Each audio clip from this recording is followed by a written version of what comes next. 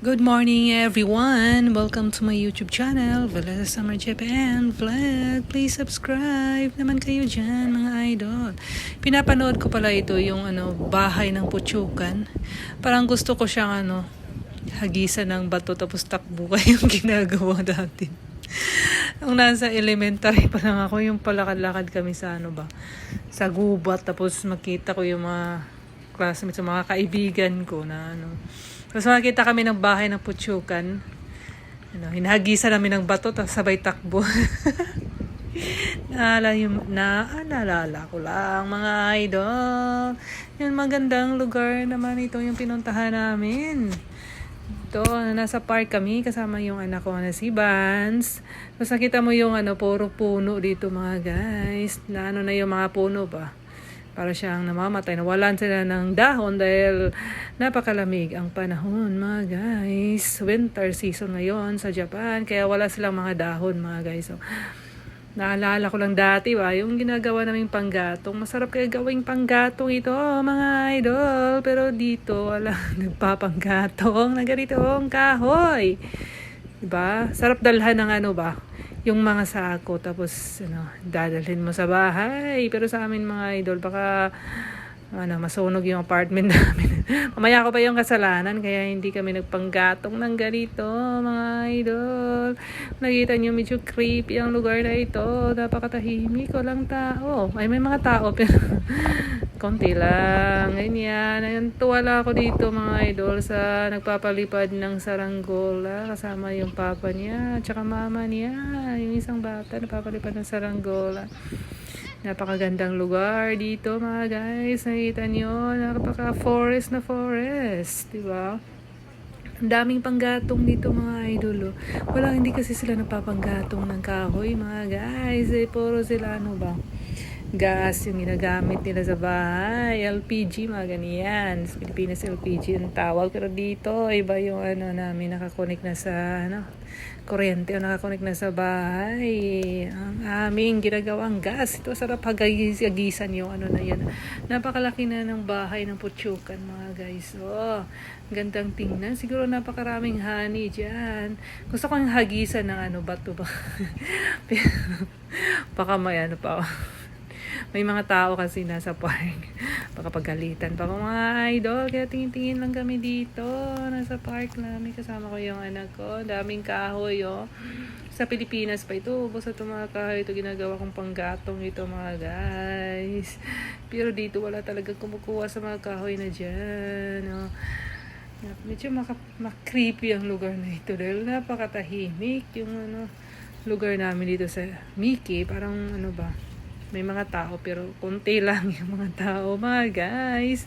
Tapos maraming mga matatanda na palakad-lakad. Hindi mo alam kung sila. Joke lang. Diba? Ang ganda ng gubat na ito mga guys.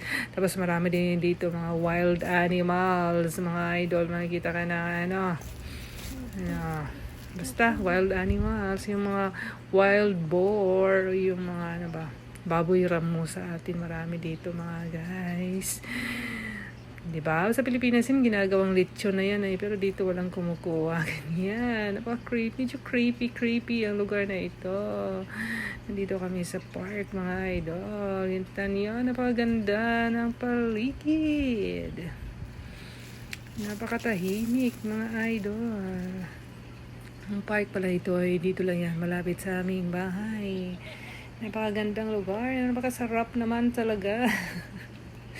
Napakasarap tingnan, napakasarap ng iyong mata. Pag tingin ka dito, nakikita nyo napaka-dry ang paligid, hindi green dahil sa lamig nalalanta din yung mga halaman tsaka yung mga puno, mga idol. Dito lang yan sa aming lugar dahil napakalamig dito. Nakita nyo may lumilipad din ng mga insekto. Dahil nabulabog siya sa aking paglakad-lakad mga idol.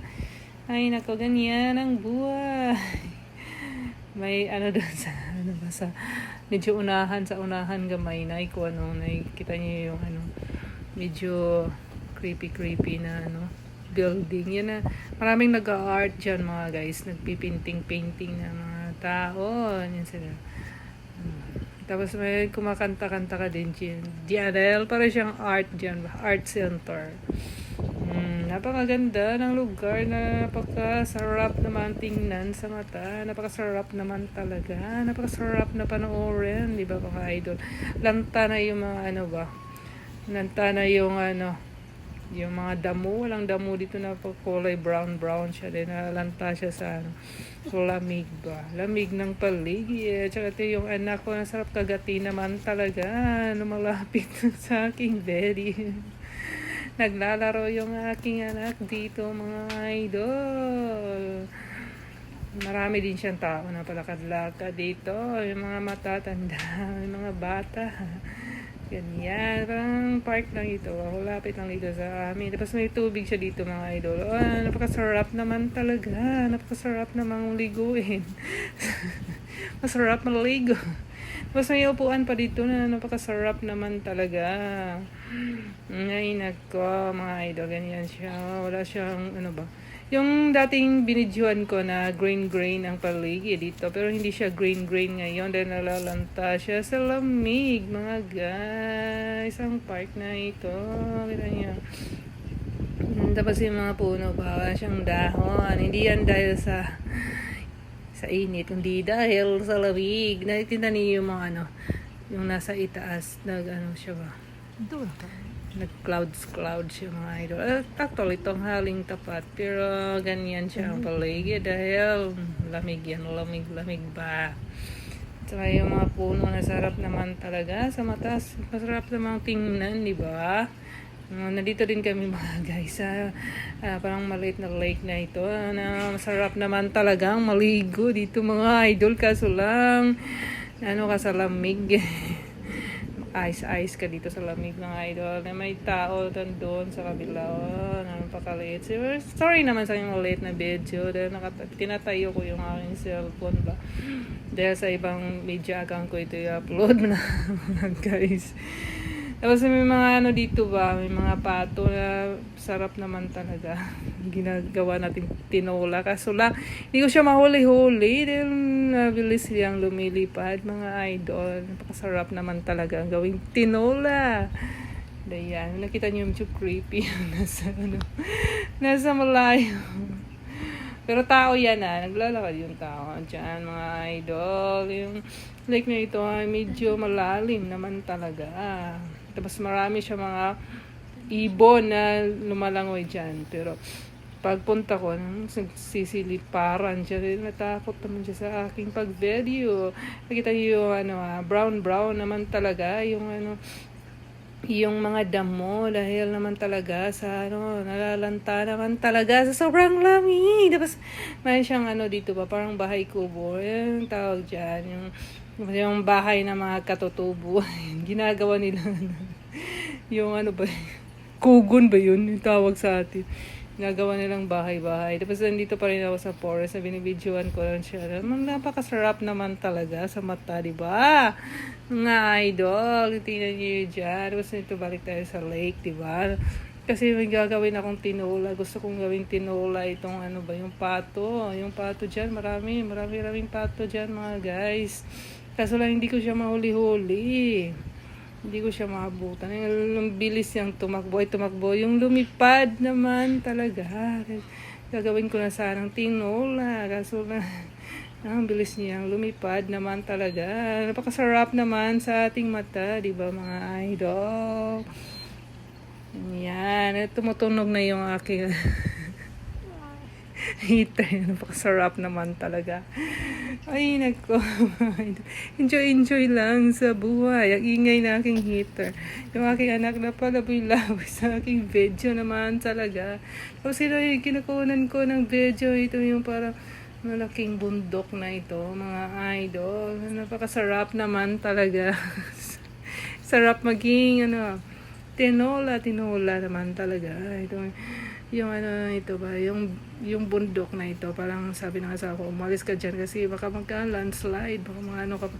Ay, wala namang malakas na ulan, di ba? binibidyoan ko lang siya kasi may ano siya sa itaas doon, may mga puno siya ba. Tapos na medyo nagka-landslide na yung puno, yung ano na ito, yung bundok na ito. Napakasarap naman talaga sa ating mata, mga idol. Balik tayo dito, lumilipad yung mga ibon paglapit ko. Ganyan, oh. Ay, sayang naman. Sana may mahuli ako kahit isang ibon lang. Kasi gagawin ko siya tinola ba. Kaso lang, ayaw niya magpahuli sa akin. Thanks for watching my video. Yung lang po. Bye-bye.